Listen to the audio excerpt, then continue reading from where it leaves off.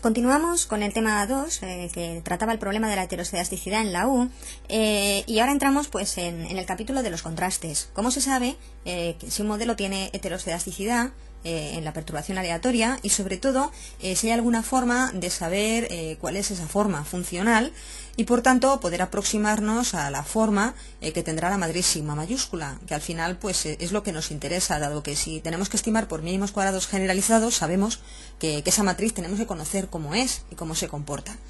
Bien, como pasa muchas veces en econometría, pues vamos a recurrir al método exploratorio, aunque también como pasa muchas veces en econometría, ya lo sabéis, el método exploratorio a veces no nos dice gran cosa, no nos ayuda mucho, ¿no? O sea, los casos reales pues no son exactamente los que uno prepara para una clase, pero bueno, es importante, ¿no? Y luego pues hablaremos de unos test paramétricos, que estos son pues bueno, un poquito los más definitivos porque se basan en distribuciones de probabilidad, ¿no? Y por tanto pues podemos llegar a tener pues una confianza, un tanto por ciento de confianza para rechazar pues una hipótesis nula y por tanto tenemos un conocimiento más preciso, ¿no? Pues aquí también veremos el test de White y un poquito por encima el test de Bruce-Pagan. El test de White, si lo entendemos bien, pues ya el resto de tests son más sencillos de conocer, ¿no? Además es el test pues archiconocido en este tema, con lo que estudiarlo a él es fundamental, ¿no? Vamos con el método exploratorio. Bueno, si nosotros tuviéramos una regresión simple, como lo que hemos visto antes, pues del gasto y de la renta, o del nivel de salarios con el nivel educativo, pues bastaría con hacer también lo que hemos hecho antes, es decir, con representar, por ejemplo, si fuera un modelo de ahorro en función de la renta, o sea, pues que los niveles de ahorro, como los de gasto, ¿no? Pues son función de la renta, pues bueno, pues no tendríamos más que representar los valores, los puntitos serían pues los niveles para cada una de las observaciones, imaginad pues que son familias, pues para cada familia, y bueno, pues representaríamos la recta de regresión, y bueno, aquí ya a simple vista estamos viendo que la mayor dispersión se da para valores mayores de renta y la menor para valores inferiores de renta. Si nosotros representamos los residuos, porque claro, aquí lo estamos viendo de manera intuitiva, como antes pues con los ovalitos de color rojo, ¿no? Si representamos, vamos a la tabla de residuos, ¿cómo sería la tabla o el gráfico de residuos? Pues sería algo así, es decir, el valor medio, pues sería el valor de cero, el valor cero, y los valores de los residuos pues van a ser o de signo positivo o de signo negativo, pero si se produce una mayor dispersión hacia el final, pues tenemos que en los últimos valores pues es donde se da la máxima dispersión y en los primeros la mínima dispersión. Está claro que esa dispersión por trocitos o por tramos, pues va cambiando, en este caso va aumentando. Los residuos, como dice aquí, siguen una dinámica creciente con la propia variable explicativa, o lo que es lo mismo, a medida que aumenta la renta, pues aumentan también los residuos. Entonces, esto es indicativo, sería claramente indicativo de que tenemos un problema de heteroscedasticidad donde la variable que la está causando es la explicativa, la propia explicativa. ¿Qué pasa cuando tenemos, en la mayoría de los casos, pues una regresión múltiple? Y entonces no solo hay una explicativa, es que hay varias explicativas. Entonces, claro, ahí ya no es tan fácil, ¿no? Entonces, ahí pues podemos hacer algunas cosas. Dentro de que es como es lo que yo digo, pues no es fácil, ¿no? O vamos a dar unas pautas, ¿no? En primer lugar, bueno, pues podemos también, ¿por qué no? Pues representar los residuos de una regresión. Si resulta que encontramos en ellos, pues una forma acampanada o ciertos cambios, pero en forma de campana. ¿Por qué decimos acampanada? Bueno, porque estamos viendo en el ejemplo de la izquierda, pues que los residuos tienen una menor dispersión en los primeros datos, ¿no? Pero que a partir, pues no sé, de la observación número 9 empiezan a aumentar, ¿no? De tamaño en términos absolutos, claro, la diferencia en términos absolutos empieza a ser mayor. Entonces, tiene esta forma como de campana, que puede ser creciente o decreciente, pero al final lo que estamos viendo es que la variabilidad o la varianza de los residuos pues cambia, o aumenta o disminuye, y por tanto experimenta una evolución, no es constante. Si hubiera homoscedasticidad, pues la forma que tendríamos sería una forma donde no tendríamos estas líneas discontinuas, pues no serían crecientes o decrecientes, serían estables y como líneas paralelas. Es la diferencia con estos casos. Entonces, si ya vemos una dinámica así, podemos sospechar que existe heteroscedasticidad, pero tenemos que tener cuidado porque bueno, pues habrá que ver cómo están medidas las unidades de las variables, y sobre todo, como vemos aquí, ¿no?, que las variables explicativas a su vez sigan una dinámica creciente, porque claro, tú dices, bueno, tenemos en este caso es un típico modelo de los que tenéis vosotros, ¿no?, en donde pues no sé, las importaciones de bienes de consumo, ¿no?, pues están en función de los precios, de la demanda interna, de los precios, estos son los precios de importación, estos son los precios del IPC, ¿no?, los precios interiores, ¿vale? Esto es un modelo donde hay varias explicativas. Entonces, bueno, es posible que yo, si represento el gráfico de errores, esto es un gráfico de verdad, pues experimentemos una cierta forma acampanada, ¿veis? Aquí ya la cosa no es tan clara, pero sí que es verdad que parece que, claro, la dispersión en términos absolutos es mayor en la primera parte que en la última parte. Entonces, claro, aquí estamos viendo que hay una posible heteroscedasticidad, pero claro, ¿cuál sería la variable culpable? ¿Serían todas o cuál de ellas lo sería, ¿no?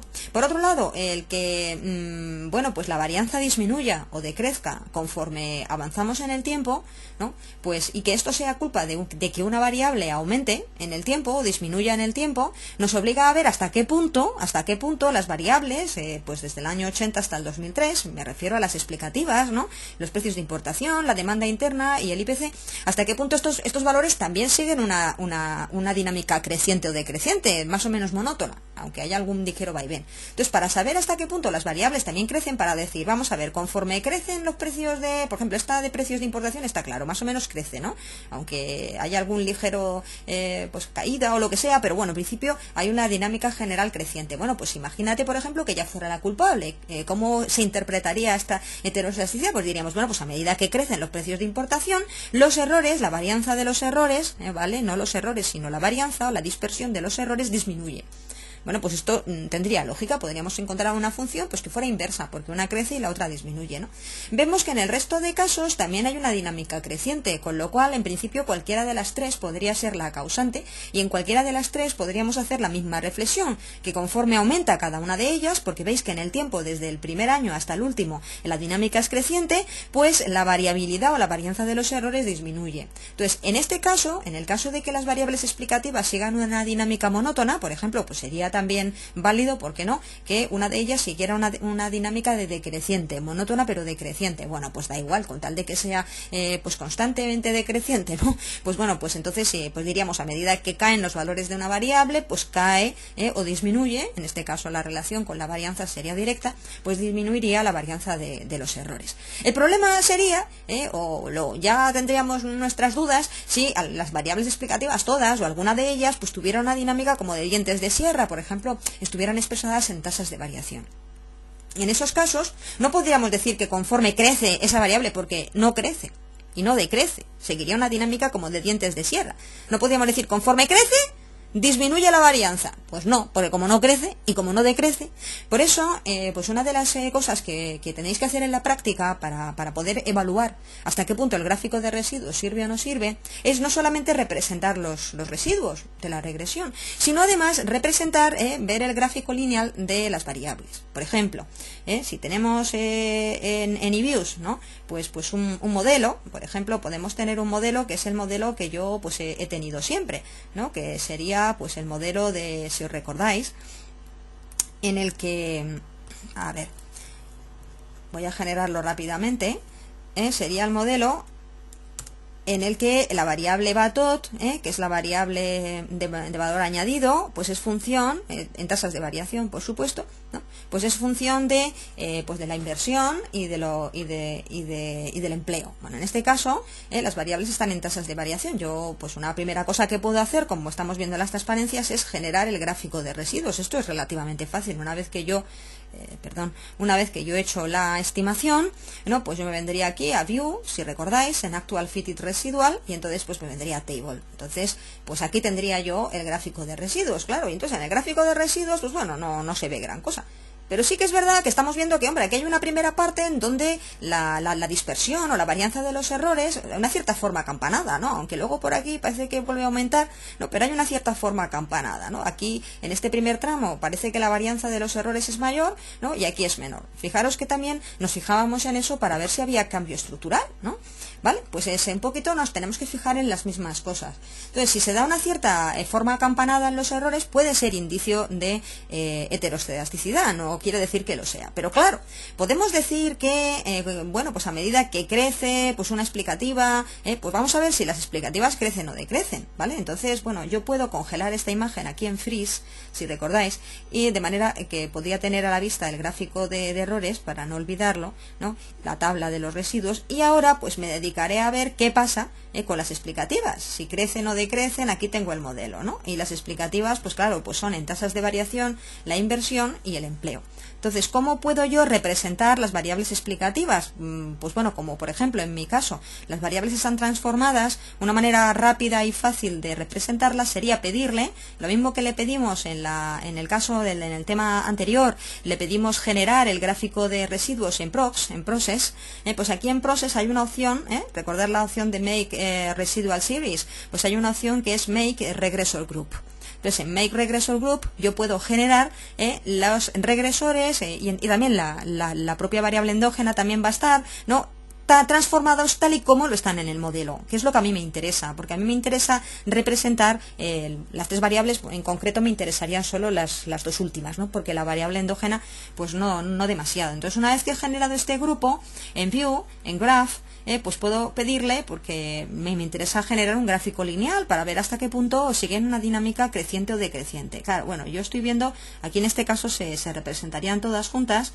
Yo podría pedir múltiples gráficos, por ejemplo, en esta opción de múltiples gráficos, donde tendría, en la primera de ellas es la endógena y el resto son las explicativas, claro. Entonces, aquí está un poco lo que yo os quería comentar. Fijaros que las explicativas, pues no siguen una dinámica como en las transparencias creciente, ¿no? Las transparencias yo sí podía decir, pues conforme crece la explicativa, pues se produce una disminución en la varianza de los errores. Pues aquí, la varianza de los errores es verdad que también siguen una dinámica un poco decreciente, pero no parece que sea debido al crecimiento o decrecimiento de las explicativas, porque las explicativas están aquí y no siguen una dinámica creciente o decreciente. Por eso este gráfico pues no nos sirve mucho. No nos sirve, ¿por qué? Nos sirve, pues sí, porque vemos una dinámica acampanada, pero no parece que sea debida a las variables explicativas, a su crecimiento o a su decrecimiento. No quiere decir que no lo sea, digo que no lo podemos ver, no lo podemos detectar. Entonces, el gráfico de residuos, en este caso que acabamos de ver en eViews, pues es un caso, es un contraste, pues no muy eficaz. No muy eficaz porque, aunque aparentemente pues pudiéramos tener heteroscedasticidad y demás, porque la forma de los residuos así parece indicarlo, pero no nos dice, no nos indica cuál de las variables pues sería la culpable, ¿vale? Es la idea. Entonces, bueno, esto nos ayuda a recordar cómo hemos generado este grupo de series. Este grupo de series viene aquí en Process y Make Regressor Group.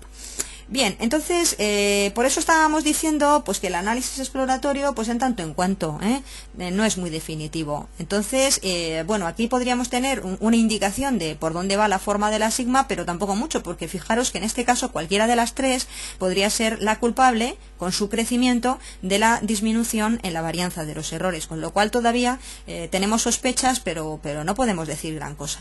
Por eso tenemos que recurrir a algunos de los test paramétricos. El test de White es un test especialmente interesante porque te da una doble información. Por un lado te dice hasta qué punto tienes o no tienes heteroscedasticidad en los errores, ¿no? Pero hay una segunda parte muy interesante y te dice cuál podría ser o cuáles podrían ser las variables que están causando esa dinámica, ese cambio en la varianza de los residuos. Eso es lo importante, decirte cuál de las variables explicativas puede ser la culpable, ¿no? Y cuál podría ser su combinación matemática, que eso es algo importantísimo, porque entonces ya nos vamos aproximando a la forma de la matriz sigma, para poder solucionar el problema. Por eso el test de White es un test muy socorrido, muy útil, porque te da esa doble información. Te dice si tienes el problema, además te dice qué forma tiene el problema, qué forma matemática, y por tanto te encamina para la solución. Eso es lo bueno que tiene el test.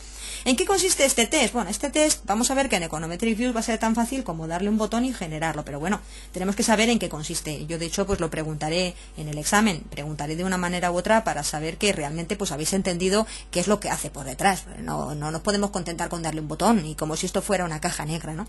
En realidad lo que hace el test, antiguamente lo teníamos que hacer a mano, lo cual era un peñazo, pero era una cosa muy buena porque así te enterabas estupendamente de cómo se hacía.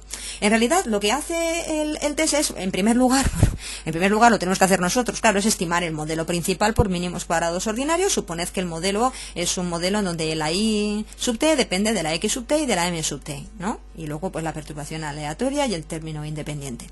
Y lo que hace el test es, una vez que tú generas el modelo, obtiene por detrás la serie de residuos, es decir, pues le daría make residual series y obtendría la serie de los residuos que la llamamos e sub t. ¿Y qué es lo que hace? Pues genera una regresión o un modelo auxiliar. Este modelo auxiliar realmente, como indica la palabra, es auxiliar, es decir, es un modelo que no nos interesa en sí mismo para nada, sino es para poder generar el test. Entonces este modelo auxiliar es un modelo rarísimo, porque fijaros, la variable endógena es la variable de los residuos al cuadrado. Voy a decir, pero bueno, ¿y por qué la de los residuos al cuadrado? Bueno, pues porque es una especie de proxy de la varianza. Pensar que la varianza es el valor de cada uno de los términos de la variable, es el sumatorio, ¿no? Diríamos del valor de cada término de la variable menos su media al cuadrado. Pues en este caso, ¿no? No nos interesa hacer el sumatorio porque queremos tener un dato para cada observación, pero sería el valor de la variable, que sería e sub t menos su media, claro, ¿y cuál es la media de los residuos? Por definición, ya lo vimos, el método de mínimos cuadrados ordinarios siempre se generaba para que la media de los residuos fuera 0. Con lo cual, sería menos 0, claro, al cuadrado. O sea, tendríamos que es e sub t al cuadrado, ¿qué es? Pues es una especie de proxy de la varianza de los residuos. Como no tenemos la varianza de la u, pero sí tenemos la varianza de los residuos, nos podemos aproximar, ¿no?, a lo que sería la varianza de la u a través de esta aproximación, que a su vez es una aproximación a la varianza de los residuos, que serían ellos mismos al cuadrado para el año 1, para el año 2, o para la observación 1, para la observación 2, así para todas ellas. Entonces yo aquí tendría un vector con un montón de datos, ¿no? Y este vector, esta varianza de la u, lo pongo en función de ¿qué? Pues, si os dais cuenta, fijaros, la pongo en función de todas y cada una de las variables explicativas del modelo, es decir, de x y de m. ¿Veis que x y m son las variables explicativas, ¿vale? Lo pongo en función también de x al cuadrado y de m al cuadrado, y lo pongo en función del producto cruzado de una por la otra. Bueno, algo tan sencillo como eso. ¿Y por qué hacemos esto? Bueno, básicamente lo hacemos para generar el test, claro, pero de aquí ya estamos sacando pues una primera información, y es que, hombre, si alguna de estas variables, yo hago la estimación, aplico el test T, vas a hablar de student, y resulta que obtengo que alguna de estas variables es significativa, ¿esto qué querría decir? Por ejemplo, imagínate que la x fuera significativa. ¿Querría decir que la x es buena explicativa de los residuos al cuadrado? Es decir, que la x está explicando, está condicionando la variabilidad de la varianza de los errores. Por tanto, la x sería la variable culpable de producir la heteroscedasticidad. ¿Veis entonces que el test de White es un test que ya te va a señalar con el dedo cuál o cuáles serían las variables culpables? Pues aquellas que fueran significativas con una t de student en esta regresión tan rara, pero que es una regresión muy, muy eficaz, muy interesante, ¿no? Sin embargo, el test como tal, pues es un test que se ha demostrado que se ajusta pues a una chi cuadrado, y el test como tal, ya sabéis que todo test paramétrico pues termina siendo un número. Entonces, aquí hay dos cosas. En el test de Chow hay dos cosas. Uno, el test propiamente dicho, que es un número, que hay que compararlo con el valor crítico de una distribución, y luego los resultados de esta regresión auxiliar. El test propiamente dicho te va a decir si hay o no hay heteroscedasticidad, nada más. Pero la regresión auxiliar, si hay heteroscedasticidad, te va a decir cuál de las variables podría ser la culpable de producirla, ¿vale? Entonces vamos a atender a esta doble cosa, a este doble juego. Por un lado, el test, como digo, es un número, para decirte si hay o si no hay y con qué probabilidad, con qué confianza. Entonces ese número se ha demostrado, ¿vale? Porque esto los estadísticos ya lo decía muchas veces, esto no vamos a discutirlo, vamos a darlo como bueno, se ha demostrado, se ha comprobado, se ha probado mucho desde hace muchos años, y está claro que funciona bastante bien en todos los casos. Pues que si yo tomo el r cuadrado de esta regresión auxiliar, ¿vale?, y lo multiplico por n, ¿verdad? Esta medida, este resultado, pues imaginaros un r cuadrado, pues no sé, 0,7, y lo multiplico por n, pues n, pues a lo mejor 25 años, ¿no? Pues 0,7 por 25. Esto sería, al final resulta ser un número, ¿no? Bueno, pues este número es el que yo debería de comparar con el valor crítico de una distribución, que en este caso es un H2, ¿vale? Es una distribución que es un H2 que se distribuye con P grados de libertad. Siendo P, ¿qué? Pues siendo P el número de parámetros en la regresión auxiliar, ¿vale? O sea, en la regresión auxiliar hay más parámetros que en la regresión principal, ¿no? En concreto en la auxiliar aquí, en este ejemplo, pues hay 1, 2, 3, 4, 5 y 6. Claro, como el primero le decíamos sub 0, pues por eso. Pero hay que restarle el término independiente. Entonces, al final, en este ejemplo hay 5 parámetros. Por tanto, habría que comparar el valor crítico que obtuviéramos con un H2 con 5 grados de libertad, ¿no? Y ver qué es lo que obtenemos. Bueno, pues nos dice el test que si obtenemos valores muy bajitos, cercanos a 0, pues estaríamos en el caso de la hipótesis nula, que es homoscedasticidad. Siempre en todo test de heteroscedasticidad, la hipótesis nula es homoscedasticidad o ausencia del problema, en el caso de que sea en la perturbación aleatoria, que es donde sería un problema. Y al revés, si nos salimos fuera de la hipótesis de, bueno, tenemos un valor que es superior, ¿no?, al valor crítico, estaríamos en la hipótesis alternativa, que es heteroscedasticidad. Entonces, como siempre hacemos en los test, nos preguntamos, ¿y por qué valores pequeñitos son indicativos de la homoscedasticidad? ¿No? ¿Por qué? Bueno, pues hay una razón. ¿Cómo está hecho el test? Está hecho del producto de dos cosas. Una, que es n. Sabemos que n, pues cuanto mayor sea n, pues mejor, o al revés, cuanto más pequeño, pues más problemas de muestra pequeña. Entonces, n será el que sea. Por tanto, n aquí, pues bueno, pues no es objeto de nuestro interés. El que sí es objeto de nuestro interés, y mucho, es el valor del r cuadrado. Claro, el r cuadrado es el r cuadrado de esta regresión, y sabemos que el r cuadrado está acotado entre 0 y 1. Por ejemplo, si el r cuadrado valiera 0, se anularía W, el test de White.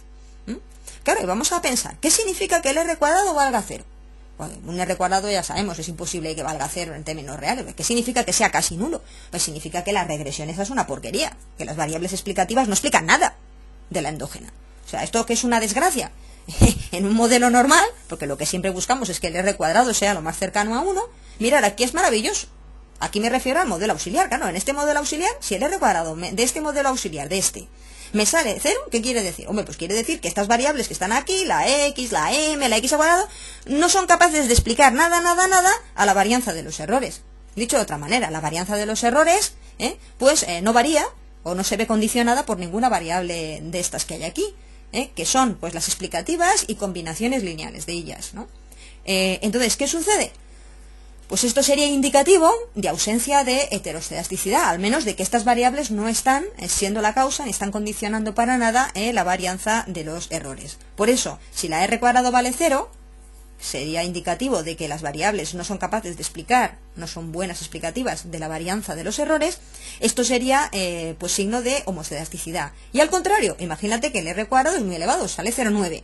¡Qué barbaridad! 0,9 quiere decir que una o varias variables explicativas son muy buenas explicativas de la varianza de los errores, por tanto, joroba. Ellas son las que están provocando que la varianza de los errores cambien. Entonces, en este caso, a medida que se acerca 1 el r cuadrado, pues querrá decir que una o varias explicativas que hay aquí son muy buenas explicativas de la varianza de los errores, o lo que es lo mismo, que tenemos heteroscedasticidad. Además, las culpables son las que sean más explicativas, como luego vamos a ver. Por eso, valores pequeños del test, tal y como está definido, son valores que nos llevan a la hipótesis nula, que es homoscedasticidad.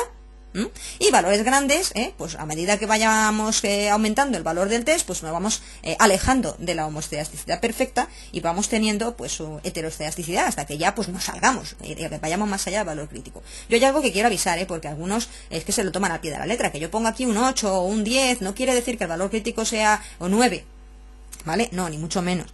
El valor crítico será el que sea. ¿Y de qué depende? Depende, como siempre, de los grados de libertad, y en este caso, ¿no? y del nivel de confianza. En este caso, los grados de libertad P pues pueden cambiar. En tu modelo puede ser lo que sea, porque no va a salir lo mismo, y en el modelo del vecino P va a cambiar, por tanto el valor crítico va a cambiar. No penséis que tiene que estar en el 9 necesariamente. Esto es un ejemplo, una ilustración, que está ahí puesto, pues sencillamente pues para que veáis pues la distribución y cuál es la hipótesis nula y cuál es la hipótesis alternativa y por qué.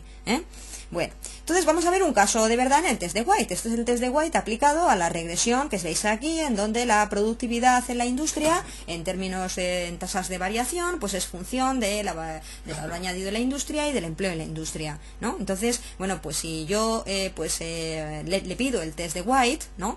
Pues estoy viendo dos cosas, ¿no? El test me va a dar una doble información.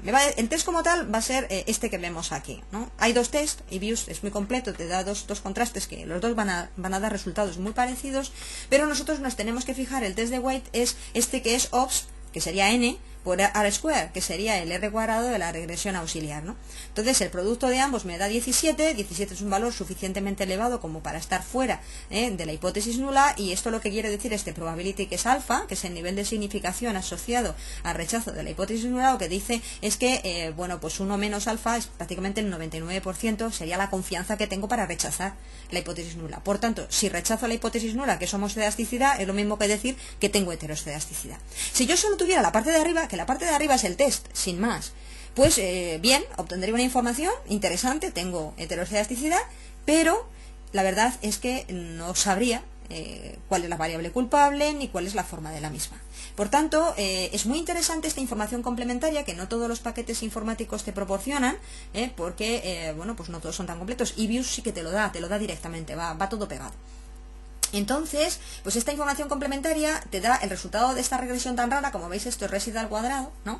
¿Vale? En función de las variables originales del modelo, que serían tasas de variación BAIND y EIND, y ellas al cuadrado. Aquí faltaría el producto cruzado de una por la otra, porque en EBIUS, sobre todo cuando hay muchas explicativas, puede haber muchos productos cruzados, entonces EBIUS te da la opción de pedir el test con o sin productos cruzados. Claro, no va a salir lo mismo, porque el test depende del R cuadrado, entonces el R cuadrado, que aquí es 0,74, en la regresión auxiliar, ¿no?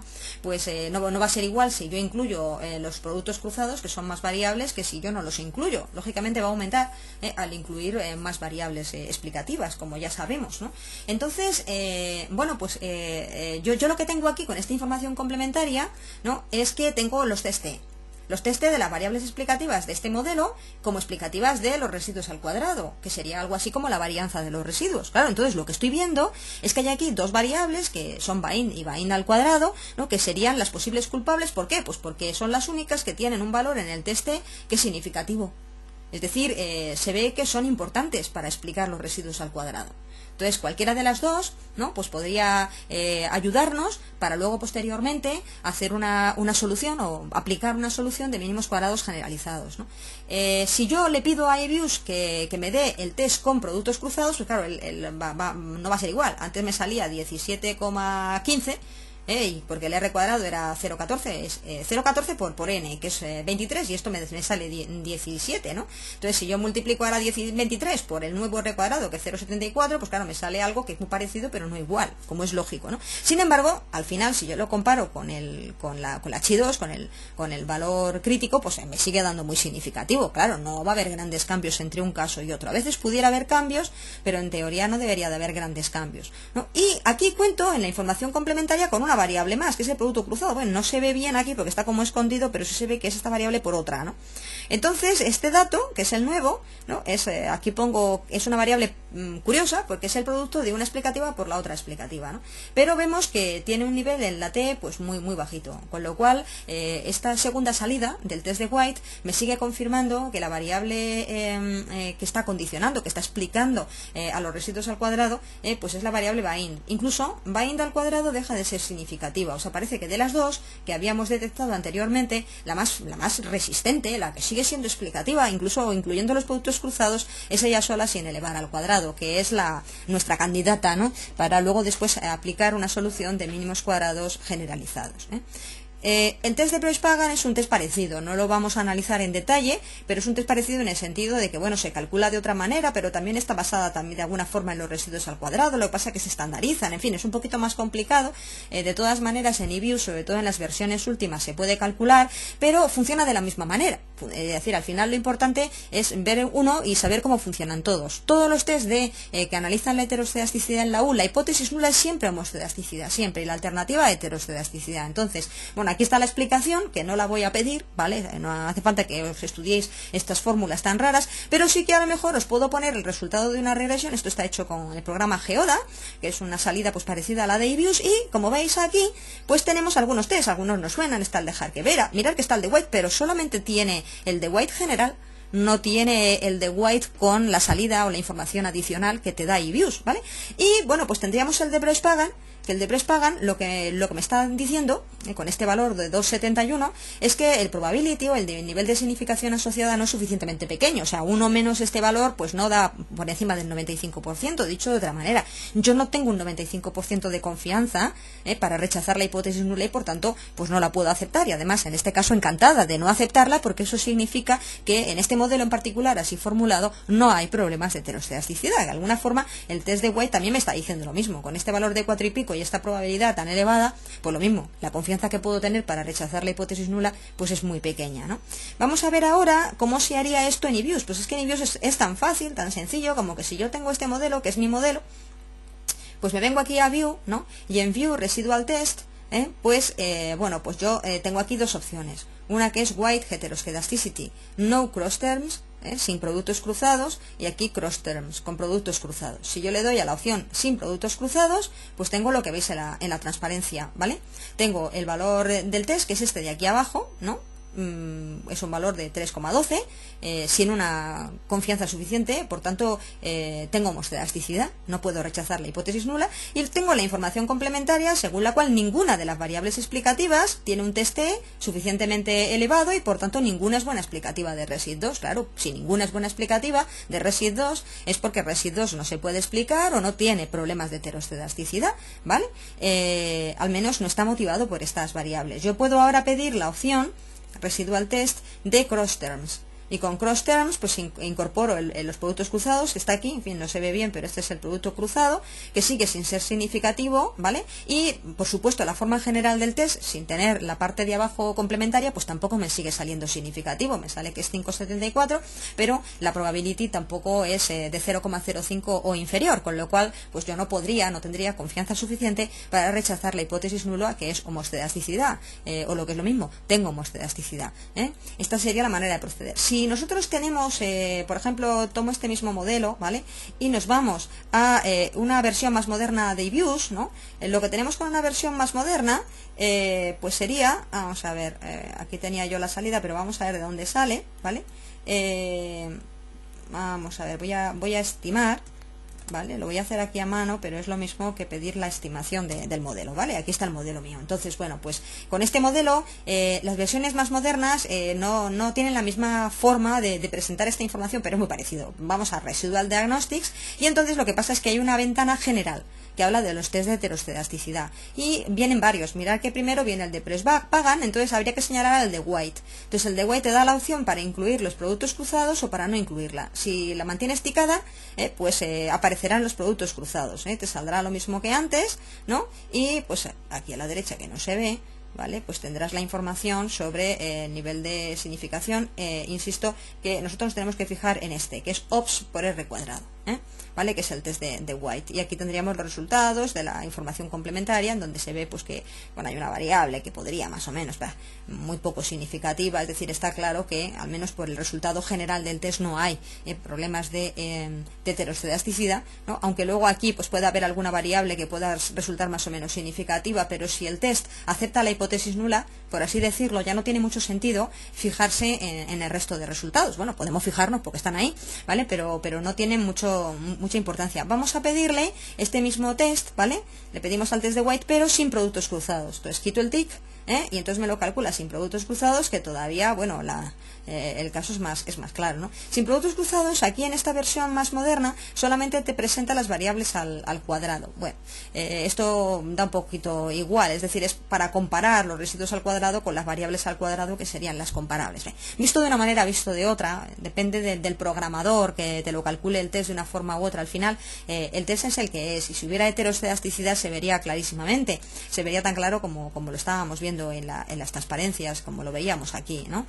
Pues bueno, un nivel de significación impepinable, muy significativo, y luego pues algunas variables que son las que aparecerán como significativas, Bueno,